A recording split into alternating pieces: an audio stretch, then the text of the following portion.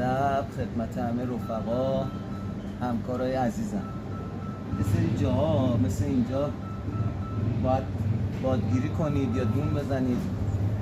دستگاه جواب نمیده، خود دسته نازل بزرگه. من مجبور شدم که چیزی درست کنم مثل این با یه تخته، به خاطر اینکه خب اینم داغ میشه آب میشه، پلاستیک یا هر چی باشه آب میشه. با یه تخته سوراخ زدم، کربونمو زدم توش، یه سیمم اومدم اینجا زدم و خیلی راحت دیگه تسلط دارید. حتی تا اینجاها میتونید کار کنید. اگه به دردتون خورد میتونید درش بسازید. یا